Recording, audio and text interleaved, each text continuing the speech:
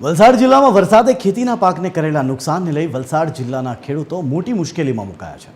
અત્યાર સુધી જિલ્લાના ધારાસભ્યો અને સાંસદે સરકાર સમક્ષ ખેડૂતોને નુકસાનીનું વળતર ચૂકવવા માટેની માંગ કરી હતી। જો કે હવે ખેડૂત સમાજ પણ મેદાને આવ્યો અને વરસાદથી થયેલા નુકસાન બદલ સરકાર સમક્ષ રાહત પેકેજની માંગ કરી રહ્યો છે।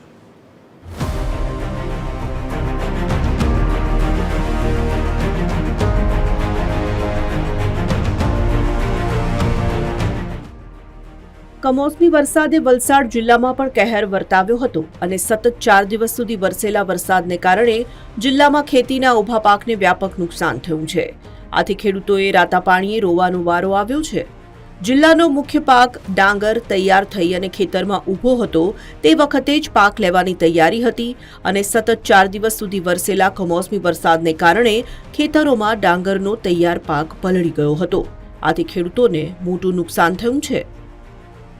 ચાલુ વર્ષે કપરાળા 180 ઇંચ વરસાદ પડી ગયો છે અને વલસાડમાં પણ લગભગ 100 ઇંચથી વધારે વરસાદ પડ્યો છે। એવા સંજોગોની અંદર ડાંગરના પાકને ભયંકર નુકસાન થઈ રહ્યું છે અને ખેડૂતો ડાંગર જે સિઝન પ્રમાણે લણણી લેવો જોઈએ તે લણી શક્યા નથી, કારણ કે ખેતરમાં પુષ્કળ પાણી હોય છે। ડાંગર તો લગભગ 100% પાક જ ફેલ થઈ ગયો એમ કહીએ તો ચાલે, કારણ કે દિવાળીના પીરિયડમાં પૂરજોશમાં કાપણી કરી અને દાણો ઘરમાં લેવાની તૈયારી હતી અને 25-26 તારીખે જે વરસાદ પડ્યો અને હજુ 4-5 દિવસ વરસાદની શક્યતા બતાવવામાં આવે છે અને પહેલાં પણ 10 દિવસ પહેલાં વરસાદ આવી ગયો હતો, એટલે ડાંગરની ખેતીમાં તો ખેડૂતને ભયંકર નુકસાન છે આ વખતે।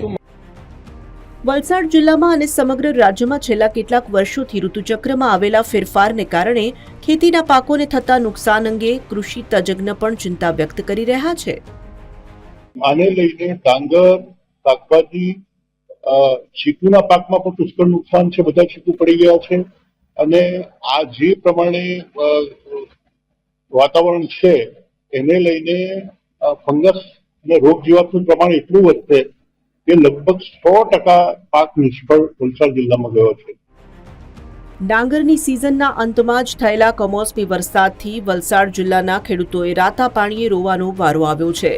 અગાઉ ખેડૂતો કેરી અને ચીકુના પાકમાં નુકસાન સહન કરી ચૂક્યા હતા, જોકે હવે ડાંગરમાં પણ થયેલા નુકસાનને કારણે ખેડૂતો આર્થિક મુશ્કેલીમાં મુકાયા છે। ત્યારે વલસાડ જિલ્લાના અસરગ્રસ્ત ખેડૂતોને સરકાર દ્વારા વહેલી તકે નુકસાનીનું વળતર ચૂકવવામાં આવે તેવી માંગ થઈ રહી છે।